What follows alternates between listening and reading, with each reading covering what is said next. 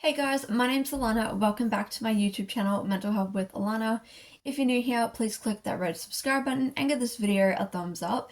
Also, click the bell notification button so that you'll be notified every time I post a video. I post videos Mondays and Fridays. I post mental health content, beauty and hair content, and I also do singing covers, and then I kind of throw in a few other things in. So today I'm going to be doing a book review kind of thing. I have been reading a lot lately. I love reading. And I have been like steadily going through lots of books very fast. And I've almost run out of books on my shelf to read, so I'm gonna have to go get more. Don't really have money for books at the moment, but yeah.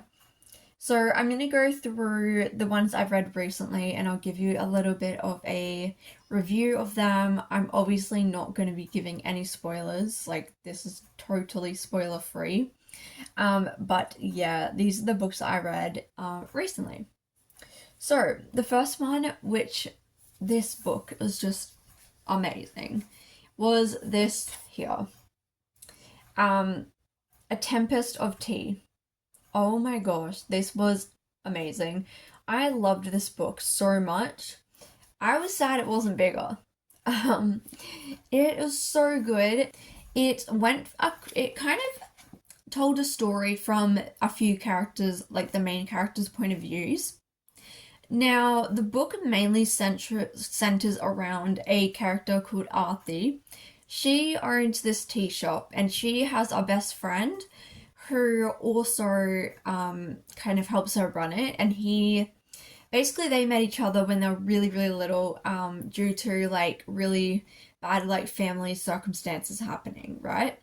So they get to know each other when they're little, and then they open this tea shop, and it looks like a normal tea shop, like, you know, during the day, and then, though, at nighttime, it transforms into an illegal blood house by night.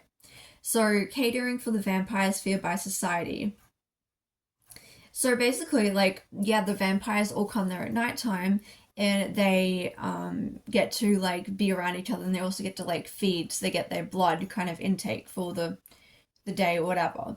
So she runs it, and what happens is there's this like governmental figure called the Ram, and he or she, we don't know like who it is, don't want them to keep running this tea shop because they're getting suspicious. At the same time, there's heaps of vampires in the city that are disappearing. And so nobody really knows what's happening to them, kind of thing. And there is almost like it's like a vampire kind of like committee, almost like in Twilight, how they got the Volturi or whatever. It's like that, but just in this book. So there's a group of them, and they kind of have their own secrets and things going on. So they kind of make this plan to go and steal this, like, you know, ledger thing from the vampire, like, Volturi type thing. And basically you find out all these like all these secrets along the way of like who's doing what, and you don't know whether. I liked it because like you didn't really know whether to fully trust. Like there was one of the characters who was kind of a main character, and you didn't really know whether to trust him or not. You were kind of going back and forwards the whole time, like, is he trustworthy? Is he not? And then at the end, it ends in like a cliffhanger, which I really liked. So I thought that was really interesting. Overall, this book just had a really good vibe. I loved the way that they described, like, you know, what like the characters, what they looked like, and the buildings and things like that, and the really just put you like in the book, like picturing of where you were all the time. The next book that I read was this one called I'm Glad My Mom Died by Jeanette McCurdy.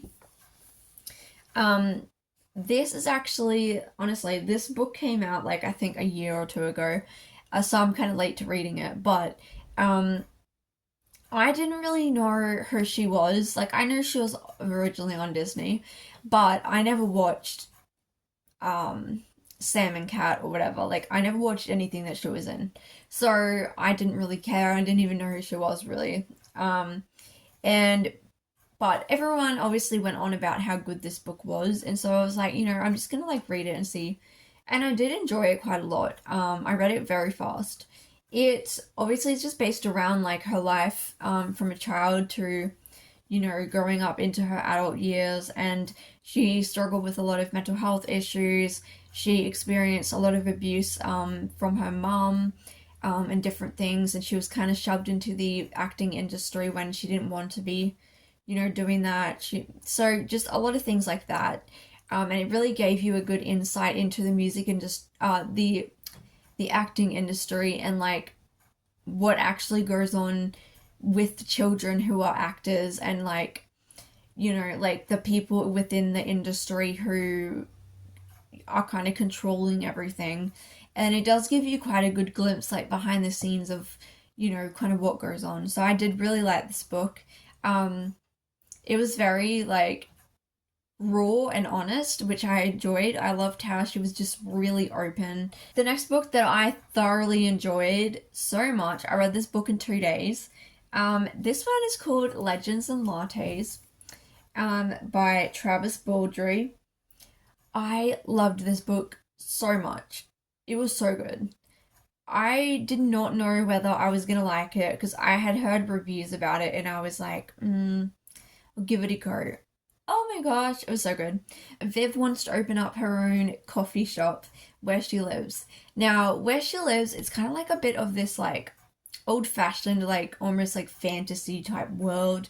There's all these other like fantasy characters. So there's like gnomes, there's orcs, there's mice. Like one of the baker is a mouse. So it's got all these like animals and like mythical kind of creatures like woven in. And yeah, as you can see on the cover, like she's an orc. But yeah, in this like city where she lives now, because she was a like kind of like a hunter before that, and she wants to open this coffee shop, but nobody in the city knows what coffee is. They've never had coffee before. And so she goes about, building this, like getting this really old building and like builds up the thing from scratch, really. They had to tear it all down and redo it. And she kind of meets all these different people along the way and like makes friends and stuff. And she ends up getting her dream kind of coffee house and stuff. It's like pretty like quite fantasy. Again, like just it was a really cozy read. Like it was really cozy. It just gave you nice vibes. Like you want to curl up next to a fireplace and read it. Yeah, so after decades of adventuring, Viv the orc barbarian is hanging up her sword for good. So now she wants to open up her coffee shop, even though no one knows what coffee is. But the reward of taking the uncharted path is travelers you meet along the way, whether they're bound by ancient magic, delirious pastries, or a freshly brewed cup.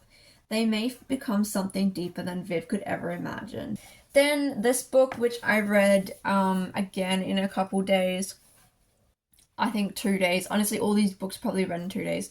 I got this book and it is by Dave Grohl. Again, this book came out in like 2021, but I just never got around to buying it. And then I bought this book and I didn't even know I'd bought it. And so I was gonna buy it again. And then I found it and I was like, wait a minute, I actually bought this? Like I have it here. So I read it. I really like Dave Grohl. I love Foo Fighters. And obviously I'm a big Nirvana fan. If you look behind me, literally Dave Grohl's on my wall. Yeah, I'm a really big fan and I love reading musicians like, autobiographies and like books and stuff. I love it. So good. So yeah, I finally read this one. It was a great, it was quite comedic. He's quite funny. Found that good, and just like hearing about all of his stories of before he got kind of famous and things like that. Because yeah, like when he was in Nirvana, he was quite a quiet dude. You didn't really know anything about him. And then I feel like now when he's, had the Foo Fighters going for years, I feel like he's really like opened up.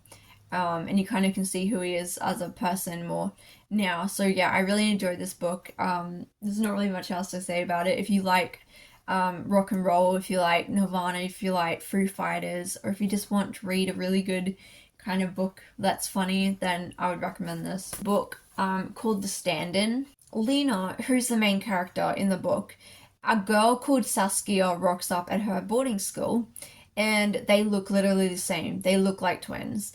And they are very confused on why they look the same and everything. And basically they get to know each other, and they end up swapping places. So it's kind of like The Parent Trap, but you know. They swap places, so Lena gets paid to go and behave and pretend to be Saskia. All these situations happen like while she's pretending to be Saskia, and then you know at the end they explain like why they looked the same, and they explore a lot of family issues and things like that. But the thing that made me really annoyed about this book was that it was literally like the last chapter, they just shoved everything in. Like they just revealed everything in one chapter, and they didn't really explain it. They kind of shoved it in. It was almost like, oh quick, we got to end the book now, let's just shove this in. You know, it really wasn't a good ending. The story arc was quite boring at times. There wasn't anything that interesting in it. So I was kind of disappointed in this book. I would probably not read it again. Next one that I read is called Gorgeous Gruesome Faces by Linda Chang. This book is a beautiful cover, as you can see, but it was a very good book.